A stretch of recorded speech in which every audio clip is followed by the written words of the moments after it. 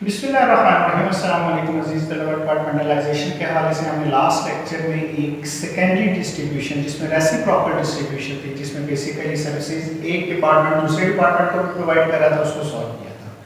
उसी क्वेश्चन को हम अब अलजेब्रिक मेथड से करेंगे। वो हमने न्यूमेरिकल जो सॉल्व किया था वो रिपीटेड मेथड के तहत किया था, और अब हम उसी न्यूमेरिकल को अलजेब्रिक मेथड से सॉल्व करते हैं।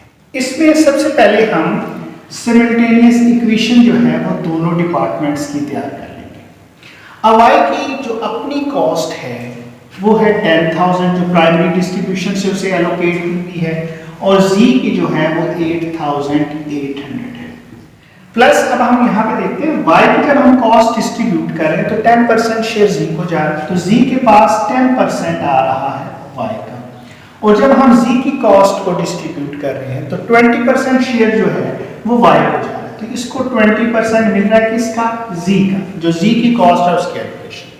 तो ये हमारी दो इक्वेशंस जो हैं वो तैयार हो गई हैं। अब इन इक्वेशंस की मदद से हम इसको सॉल्व कर लेते हैं। ये है हमारी इक्वेशन 1 और ये है हमारी इक्वेशन 2। अब यहाँ से जो हमारी इक्वेशन जो है 1 की वैल्यूज हैं वो हम यहाँ पे इक्वेशन 2 में पुट करते हैं। z 8,800 है, जब मैं 10% को सॉल्व करूंगा तो ये 0.1, और यहाँ y की वैल्यू में पुट कर देता हूँ, वो है 10,000 प्लस 0.2 ऑफ z। अब हम पहले ब्रैकेट खोलेंगे, और आपको पता है जब हम ब्रैकेट खोलते हैं तो बाहर जो वैल्यू होती है वो अंदर मौजूद तमाम वैल्यू से मल्टीप्लाई करती है। तो ये 8,800 प्लस ये हमारा हो जाएगा 1,000, और प्लस अगर मैं इसको हल करता हूं तो 0.02z। अब हम इसको z के लिए सॉल्व करेंगे, इधर प्लस है तो यहाँ पर ये माइनस में आ जाएगा, और ये इक्वल टू इन दोनों वैल्यूज को हम जमा कर देंगे तो ये 9,800 आ जाएगा। यहाँ से मैं z को कॉमन ले लेता हूँ। जब मैं z को कॉमन लेता हूँ तो 1 माइनस 0.02 हो गया इज इक्वल टू 9,800, और ये आ गया 0.98, और ये 9,800, और ये यहाँ पे मल्टीप्लाई हो रहा है। तो जब हम इसको सॉल्व करेंगे तो ये इस तरफ डिवाइड करेगा, तो z की वैल्यू हमारे पास कैलकुलेट हो गई 10,000। तो ये सिमल्टेनियस इक्वेशन की मदद से हमने z की वैल्यू मालूम कर ली है। अब ये वैल्यू हम इक्वेशन 1 में पुट कर लेते हैं।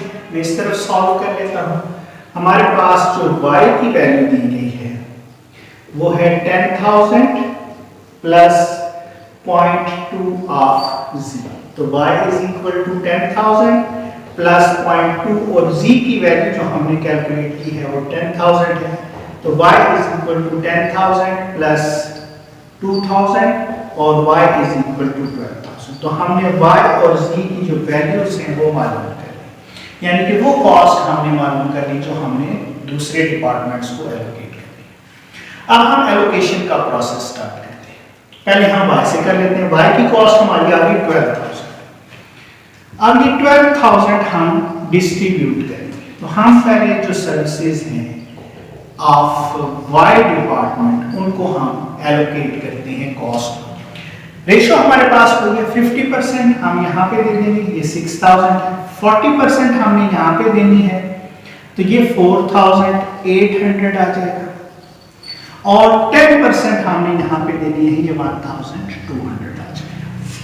अब हम सर्विसेज जो डिस्ट्रीब्यूट करनी है z की, ये कॉस्ट एलोकेशन करेंगे उसी रेशो के हिसाब से। अब ऐसे भी अगर आप इसको सम अप करते हैं तो ये 10,000 आ जाएगा, और हमारा आंसर भी 10,000। अब इसको हम रेशो पे डिस्ट्रीब्यूट 40%, 4,000 यहाँ पे आ गया, 4,000 जो है वो हमारा यहाँ पे आ गया, और 2,000 जो है ये हमारा यहाँ पे आ गया। अब अगर हम y पे को चेक करते हैं तो 10,000 उसकी अपनी कॉस्ट थी, 2,000 उसे एलोकेट हुई z का शेयर, तो टोटल 12,000 और 12,000 हम ऑलरेडी डिस्ट्रीब्यूट कर चुके हैं। तो अलजेब्रिक मेथड में हमें बार बार रिपीट नहीं करना पड़ता, हम सिंगल स्टेप में ही जो है वो कॉस्ट एलोकेट कर देते हैं। अब अगेन वही काम करना है आपने, जो जमा करना है इन तीनों को जमा किया तो ये 32,000 आ गया, और ये हमारे पास जो है वो 37,800 कॉस्ट आ गई। जो प्रोडक्ट प्रोड्यूसिंग डिपार्टमेंट है। तो उम्मीद है कि ये अलजेब्रिक मेथड भी आपको बहुत अच्छे तरीके से समझ में आ गया।